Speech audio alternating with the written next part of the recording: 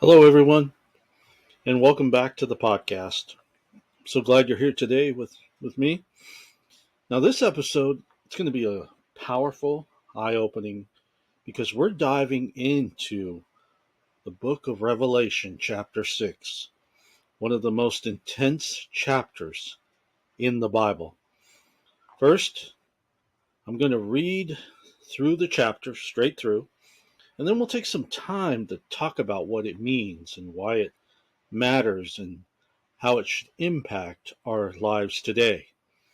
But before we jump into Revelation chapter 6, I want to take this time to mention who the sponsor of this video podcast episode is, and that is me.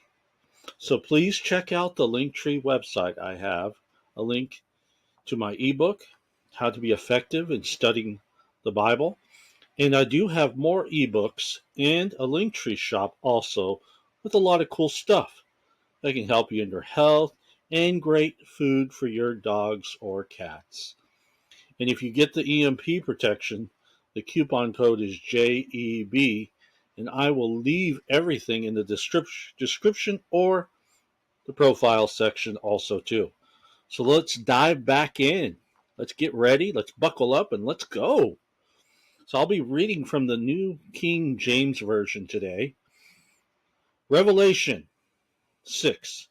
Now I saw when the Lamb opened one of the seals, and I heard one of the four living creatures saying with a voice like thunder, Come and see. And I looked, and behold, a white horse. He who sat on it had a bow and a crown, and was given to him. And he went out conquering and to conquer. And when he opened the second seal, I heard the second living creature saying, Come and see.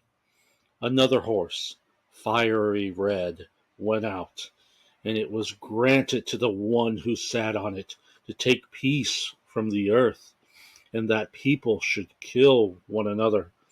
And there was given to him a great sword. When he opened the third seal, I heard the third living creature say, Come and see. So I looked, and behold, a black horse, and he sat on it, had a pair of scales in his hand. And I heard a voice in the midst of the four living creatures saying, A quart of wheat for a denarius, and 3 quarts of barley for a denarius, and do not harm the oil and the wine. And when he opened the fourth seal, I heard the voice of the fourth living creature saying, Come and see. So I looked, and behold, a pale horse, and the name of him who sat on it was Death, and Hades followed with him. And power was given to them over a fourth of the earth to kill with the sword, with hunger, with death, and by the beasts of the earth. And when he opened the fifth seal, I saw under the altar the souls of those who had been slain for the word of God and for the testimony which they held. And they cried with a loud voice, saying, How long, O Lord, holy and true, until you judge and avenge our blood on those who dwell on the earth? And then a white robe was given to each of them, and it was said to them that they should rest a little while longer, until both the number of their fellow servants and their brethren, who would be killed as they were, was completed. I looked when he opened the sixth seal, and behold, there was a great earthquake, and the sun became black as sackcloth of hair, and the moon became like blood, and the stars of heaven fell to the earth, as a fig tree drops its late figs, when it was shaken by a mighty wind. Then the sky receded as a scroll when it's rolled up, and every mountain and island was moved out to its place. And the kings of the earth, and the great men, the rich men, the commanders, the mighty men, every slave and every free man hid themselves in the caves and in the rocks of the mountains, and said to the mountains and rocks, "Fall on us, hide us from the face of him who sits on the throne, and from the wrath of the Lamb. For the great day of his wrath has come, and he who is able to stand." Wow, there's no question. Revelation chapter 6 is intense.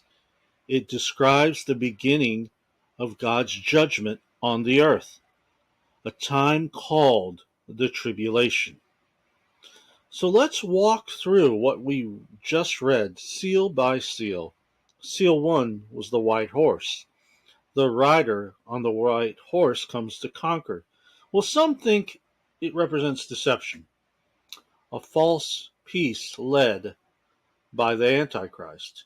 It looks like victory, but it's a counterfeit. Seal 2, we have the red horse. The red horse brings war.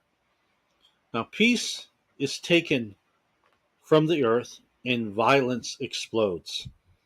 In seal 3, the black horse, so we got the black horse that represents famine, and food becomes scarce.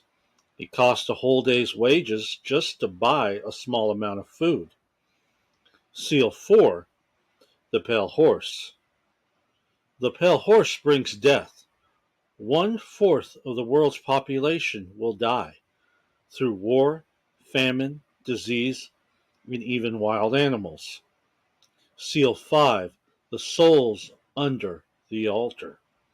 Here we see the souls of believers who were killed for their faith, crying out for justice. God tells them to rest a little longer, because more believers will still be martyred. Seal 6, the cosmic disturbances. A massive earthquake shakes the earth. The sun darkens. The moon turns red. Stars fall. And the whole world is thrown into chaos.